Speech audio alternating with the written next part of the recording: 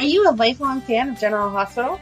Are you a new fan who wants to know more about the history of the show? Do you enjoy talking about the show with others? Do you find yourself yelling at the TV? Is your self-care an hour a day in Port Charles? If so, we invite you to join hosts Amanda Kimmel and Shannon Coach at the place where all the hidden conversations take place and secrets are revealed. Meet us at Pier 54, a General Hospital fan podcast. Hello. Hi. Welcome to the Port Charles 411. We are finally getting started on the Cartel.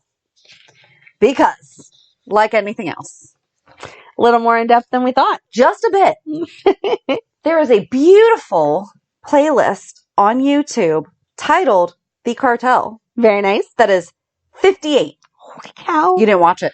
I did not watch. No. Okay. 58 videos. And I think that it's great. However, I think that they put the full episodes. Oh. So but also, okay, when you first heard of the Cartel, what was your initial expectation? My gosh, this is a hard question. See, I didn't like the word cartel because in my mind, that's like super shady, kind of like what Sunny runs. Okay. And then whenever I read in the handy dandy scrapbook here and there about Paul Hornsby being part of it, to me that made it sound like it was more upscale. A cartel is an association of manufacturers or suppliers with the purpose of maintaining prices at a high level and restricting competition. It's also a coalition or cooperative arrangement between political parties intended to promote a mutual interest. So I agree. Okay, so when I hear Paul Hornsby, I think more about Hayden's dad and the like white collar crime. Yeah, I don't mean to be stereotyping my crimes, but I felt like Cartel just seems more shady. Druggy, yeah. Okay, so yeah. Okay. That was my expectation. When they kept saying Cartel, I was like, and when they kept talking about Leopold being involved in it, you didn't know that, guess what? There are drugs involved in this. Okay. Yeah, no. I assumed that it was business related and maybe some guns. There is business. But I did not know there was drugs with it. So you thought that Sunny would be involved in it? I did. I thought Sunny would be, when you, again, in my stereotypes of how crime works, Sunny is more the type of person to be involved in a cartel than Paul Hornsby and, what's his name? You just said it. Leopold. Thank you. Leopold. And I think the thing is, I mean, and fair enough, not fair enough. I mean, we do learn about how many corporations do bankroll. True. But you just never hear of them being, quote, part of the cartel.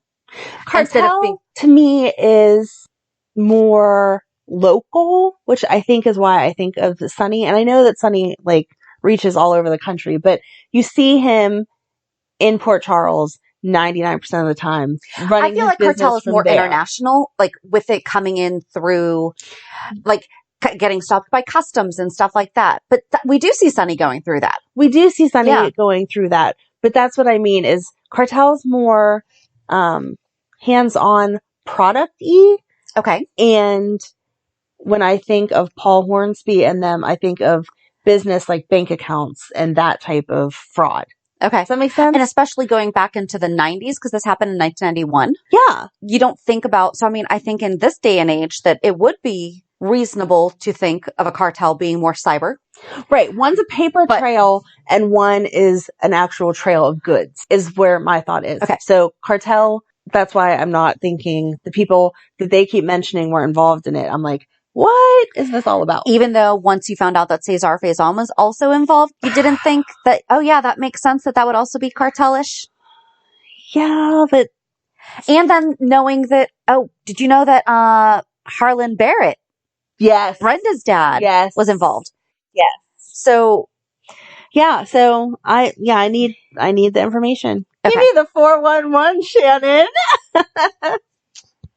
Okay. No, I was just wondering because my frame of reference was the same. I was like, wait, he was pushing drugs and I don't know why. But then to read that description and it's not really anything to do with drugs. It's just the phrase that's used to describe. that type of arrangement, I guess. Yeah. But yeah, we don't hear about like cyber cartels. Right. You know, I agree. Okay. So, okay, Faison has done his stuff, but I feel like he's more, the way that we think about him is kind of more Obrechtish. You know, like they were the people in the labs doing the medical stuff. He's like mad scientist, crazy. Right. Not cartel. Not criminal cartel. Right. You know, Leopold ran a publication. Mm-hmm. So you don't think about that. You know, Harlan Barrett makes sense because, but makes sense now because we know that Brenda's dad did that. Right. And Paul Hornsby, attorney, which I mean, they're definitely not without their. I mean, it just goes to anyone show can be involved. Anyone can be involved in the cartel. Yes. You don't know who's shady and who's not. No. Your neighbor, cartel member. Yes.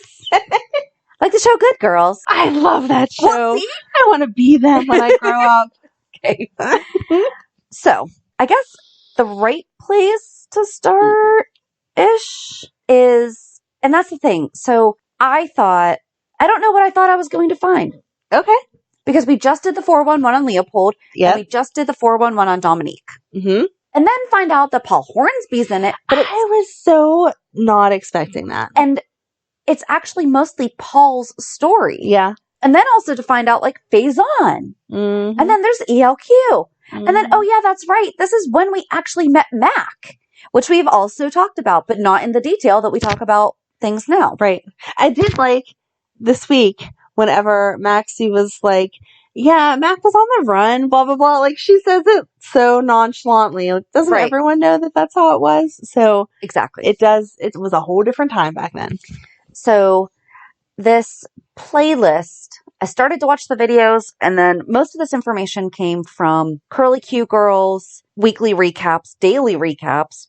Also, General Hospital Fandom looked a lot to Paul Hornsby's story, but then also Harlan Barrett, and then also ELQ, and only a teeny tiny bit of Faison, because that guy has done so much that this period of his life was literally like 2 sentences. Wow. So, yeah, it was really, really kind of weird. But I guess we have to kind of set the stage. Okay.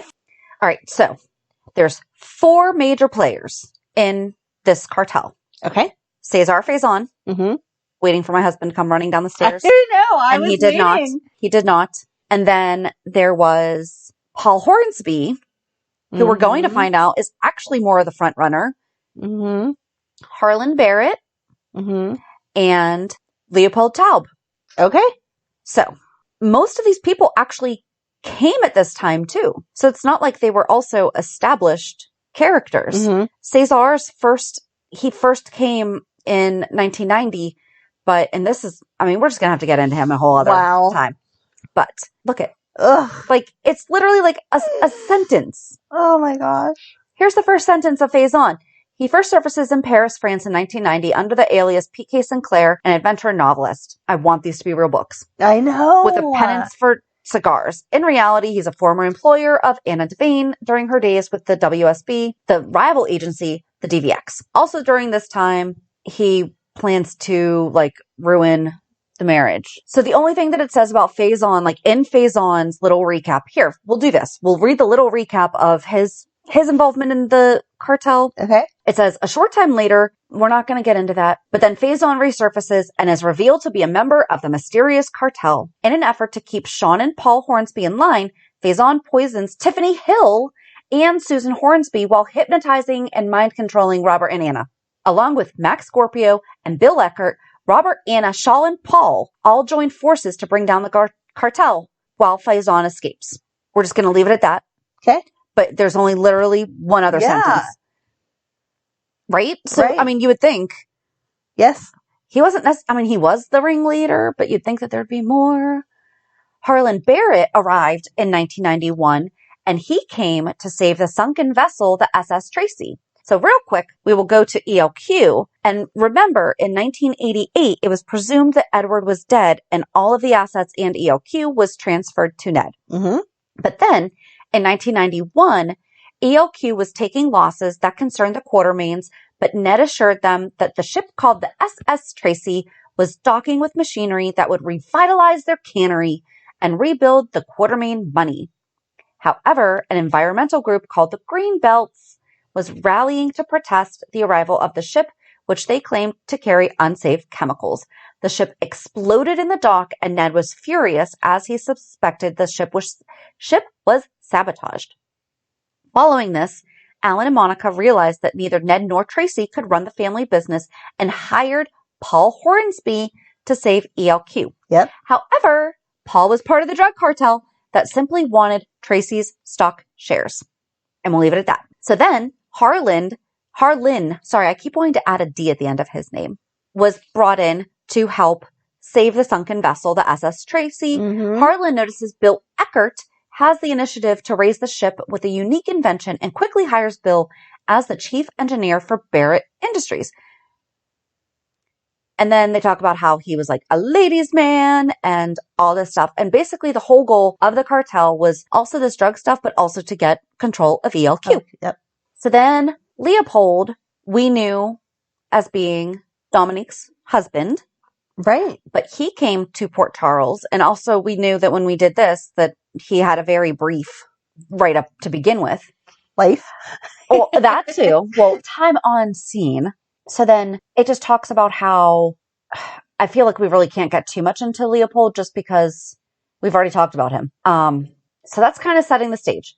But then, and the little bit that I did watch some of the videos, it was awesome having 4 bad guys all sitting there talking and like mapping out their plans. Like, I don't know. It was kind of cool. It was nice to see. Different than the 5 families. That's never 5. Right. But like they were really sitting there, planning and plotting, but then it was also it brought in so many more people than I thought it was going to. Mm-hmm. So it's kind of where we are. Cause of course it makes sense that Sean Donnelly was involved because, police commissioner. Come on, Sean, get your stuff together. But then I forgot that it was also the introduction of Mac. And then all the stuff that we talked about with Dominique and Mac was happening during all of this. Yes. So Mac actually arrived in the first video, and we're not going to get all into that. But in the second video, Anna says that if Robert has anything to do with it, Robert will never meet him because Robin's like, what do you mean? I have an uncle? Right. And they're like, no, if he's bad, you're not seeing him. And then Mac winds up raising her. Yeah.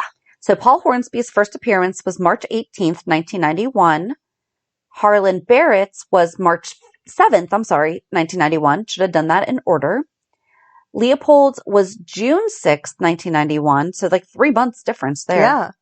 And then Paul Hornsby, we just talked about. And then Faison, I believe it said that he came back in June. Faison returned to town on June 26, 1991, just in time to wreak havoc on the newly married Robert and Anna as he begins brainwashing them and still obsessed with Anna Devane. He joins the cartel so I want to know who started the cartel because they all joined it. Who started it? I don't know. I'm going to go with Barrett. Okay. That's my guess. Okay. Well, let's go to yes, it says Barrett, Leopold, Faison, and Lord Ashton later form a cartel. Why does it say Lord Ashton? Wait.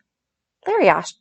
Okay. Later form a cartel and corner the market on international trade with use of dangerous carcinogens, carbon disulfide. The toxin is manufactured at the canning operation and is used as an elaborate ruse for their true purpose. Dun, dun, dun. When was Larry Ashton in this? Hold on. Oh, oh my God. Larry Ashton formed the cartel to gain I'm so sorry that I missed in all this. This has literally taken me a month to just do this bare minimum. And I missed this. Larry returned to Port Charles in 1991. He formed a cartel to control global business with carbon disulfide.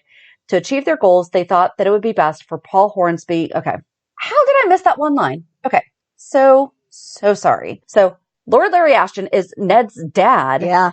He formed the cartel, brought in Harlan Barrett, Leopold Taub, and Cesar Faison.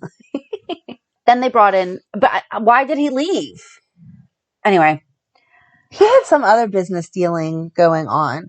Didn't he have to leave because he was going to be imprisoned? He was literally only mentioned one time in all of the research I did with the write-ups, like the weekly. So I missed the one line of him being in there to go look to his fandom page to see that he's actually the one who formed it. Okay. But then he left, so that's why he wasn't all through it. Right.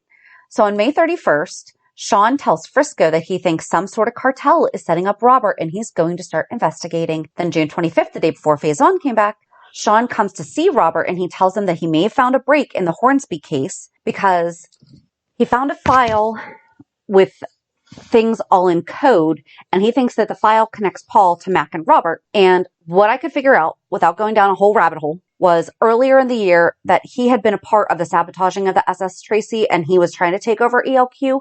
He had been working with Harlan Barrett and lots of business, and like they had a lot of business dealings. There was controversy around the ELQ stock, and they brought Sean in on things, and Mac had been presumed dead at some point, and he was the only one that knew what Paul was up to because Paul had hired him to sabotage the SS Tracy. And Paul had a file about ELQ stolen from his office. So then Leopold winds up not being happy that Mac is alive, and we talked about that with Leopold and Dominique.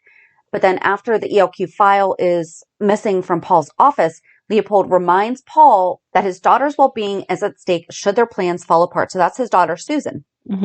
He is then summoned by the cartel, Leopold, Faison, and Harlan, I'm so sorry, and informs them that they believe Sean is responsible for the missing file. They give Paul 24 hours to retrieve the file, so he hires a man to break into Sean's office and find it. The man finds the file and gives it to Paul, but this only leads to more problems between himself and Sean. So Paul is definitely already shady. I feel like if you were to read this at face value, it sounds like Paul was being blackmailed by the cartel. Not so much. He definitely was not all innocent. The week of July 2nd through 8th, Sean calls Paul Hornsby, and Sean wants him to come to the office, where he then accuses him of the break-in. Paul tells Sean that he better not mess with him if he does not want the past to come back and haunt him. At lunch, Sean tells Tiffany that he has the WSB investigating Paul, and Sean freaks out when he sees Faison walk into the Port Charles Hotel, and Faison and Sean start talking. Tracy then comes to Sean's apartment and asks if he has any real proof that Paul is dishonest. Sean says that he did, but it was taken away. Tracy's not buying it. Meanwhile, Paul meets Faison at the bar, and Paul tells Faison that Donnelly doesn't have any proof. Faison offers Paul his help in eliminating Sean. Harlan tells Lucy to make dinner reservations for him and Bill, and then Julia and Bill have a meeting. So basically, Harlan was setting up Julia, who is Harlan's daughter, to work with Bill. And Julia wants Paul to fire some machinist, and like they're getting in a spat and everything. And then Tracy continues to speak with Sean and tells him that he better get proof on Paul or be faced with a slander lawsuit. She leaves, and then Sean calls the WSB and has them triple check Paul. Then Harlan calls Julia and tells him that Harlan calls and Julia tells him that he needs to fire Bill. And then Harlan is in a meeting with Faison and Leopold. He tells them he is grooming a new man, so he's grooming Paul to come into their inner circle. Then on July 4th, Tracy brings Paul to a picnic. She tells him that the Qs always throw the biggest parties and that Edward was proud to be an American. He compliments her, and she tells him that he is quite the smooth talker. Leopold tells the housekeeper that he's leaving for Europe, and he figures out that Dominique was kidnapped or taken, and later that the housekeeper knew about it. Then the next day, Paul shows up to talk to Tiffany, and he asks Tiffany to get Sean off his back. He says that Sean's continued interference in Paul's affairs can have repercussions. She asks if that's a threat. Bill and Julia continue to bicker about running the business, and Tiffany tells Sean that Paul threatened her/him, and Sean is not so happy about it. He tells Mac to get Dominique's book no matter what, and this is that book of codes. And then this is that file, because remember when we were talking about Dominique, we're like, what the heck do they need this for? They need it to decipher the codes that they found at the beginning of this. Then Paul meets with Faison and tells him that he paid Tiffany a little visit, and tells Faison that he needs something to distract Sean. I mean, I don't think Paul meant for what was going to happen, but Faison's like, sure, I'll distract him. Because then Paul calls Sean and says that they need to talk, and Paul denies ever threatening Tiffany. They make plans to meet at the Port Charles bar. Faison decides to go see Tiffany, and he puts something in her glass of milk. She drinks it and then passes out. Ugh. Yeah. That's why you shouldn't drink milk. That's why you shouldn't drink a drink you did not make yourself when given to you by a stranger. I hate milk. Paul and Sean continued a conversation at the bar, and meanwhile, Paul had been trying to delay Sean from going and leaving. Paul gets a call. Faison says that he can leave now. Where did he get the call? It was 1991. Did we have a cell phone? Maybe they called the bar. Oh, they probably called it Outback, and we're like, hey, is Paul there? Paul tells Sean to forget it. Later, Faison warns Paul that Sean is smart, which makes him a worthy adversary. He tells Paul that Sean has a nasty surprise waiting for him when he gets home. Paramedics have an unconscious Tiffany on oxygen, and Sean and Robin worry over her. I think Robin is the one who found her.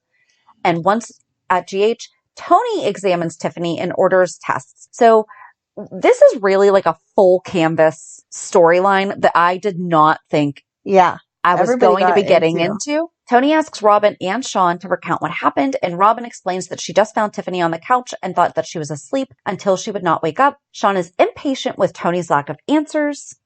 Takes time to run some tests. A minute. Tony will run a CAT scan to see if Tiffany had a stroke, and Sean sits by Tiffany's bedside and encourages her to hang on and not give up. Because I think this was also very shortly after their wedding. Okay. I think that's what we had talked about with Dominique. Mm-hmm. So then Harlan, Faison, and Leopold meet. Harlan tells them he has to put Bill Eckert to a test. He gave him his daughter, Julia, to contend with. Faison says he has neutralized Sean Donnelly via his wife. With Sean distracted by Tiffany's recovery, the cartel moves to their next phase. In the ELQ boardroom, Tracy reviews everyone's stock holdings. Bill and Julia point out they own 36%. The Qs are upset. Bill reads the bylaws and tells the Qs that they can't make a move without his and Julia's approval. Bill gets a call from Harlan to see how is it going. Harlan tells Bill to watch out for Tracy because she is a leopard. Oh my god, cheetah? See, that would have made more sense, because that would have been like a little pun, like she's a cheetah. Yeah. Oh, sorry. Instead of a teeter. Okay. Harlan then tells the rest of the cartel that their Port Charles operation is going strong, and that he tried to marry Tracy to get her 11%, but it didn't work. So he has Paul Hornsby on that matter. That was so not nice. Don't be marrying Tracy. She really thought that Paul was like in it to win it. He says Paul has youth and Tracy will fall for him and be intrigued. So I feel like we're not going to have to do, eventually maybe we'll just do a full Harlan, but we can also just throw this in there. He was known to be quite the little ladies' man and brags about it quite often that he could have any woman he wants. And he had set his eyes on Tracy, yes, who was also, it was definitely reciprocated. Mm-hmm. Dating the wealthy socialite would prove very beneficial, as Harlan is after stock in ELQ. He made the mistake of angering Monica Quartermain, Lucy Coe, and Tracy. Like, that's a combo of women you don't want to make mad. So they drug him and hold him captive overnight in the Quartermain mansion. Is that Harlan that they hold? That was Harlan, yep. Okay, so the book says Tracy, Monica, and Lucy, in a rare show of unity prompted by mutual ELQ greed, teach Harlan a lesson by seducing him into great expectations with each of them, and then plastered him in a full body cast. Wow. You don't want to get on the bad side of those women, because they're not just going to like slap you across the face, okay? No. Paul initially opposes such measures, but agrees to the whole marrying Tracy thing after being reminded of the consequences. Which is his daughter. Right. Tracy has a talk with Edward's portrait. I love when they did that. Yeah. She is desperate for his advice about Paul. She doesn't want to make the same mistake she made with Mitch. She tells him it's a long time since she had felt this way about anyone. She notices a picture that fell off the wall and runs to tell Lila to find out what it means. Because Lila would have all those conversations with Edward also. I would think it means that he doesn't agree if pictures are falling, but okay. Right. Or what was the picture? Like, was it the picture of Edward and Lila on their wedding day? Like, that could be a sign of, yeah, go ahead. That's true. Sean yells at Tom. He tells him he has a pill that the cartel gave him and wonders why they won't try it.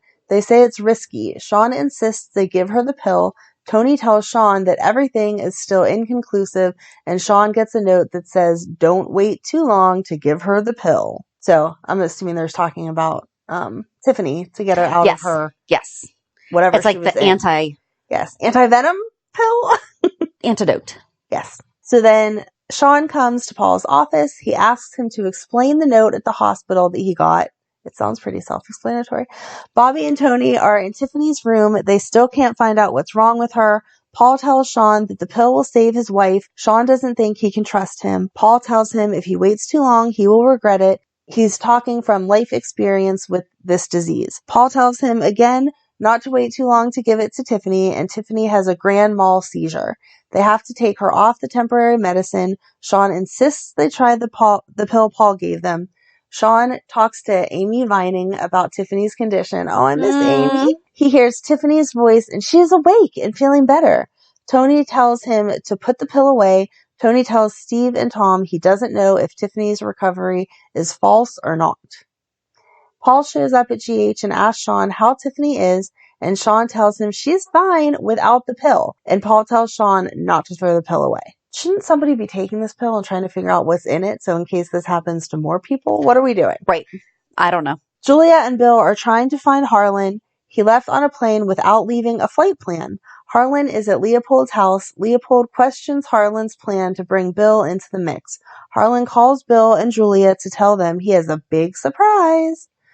Robert and Anna show up at the hospital to see Tiffany. Sean tells Robert the deal with Paul Hornsby, that he gave him a pill to help Tiffany. Robert wants to take care of Paul. Sean wants to wait.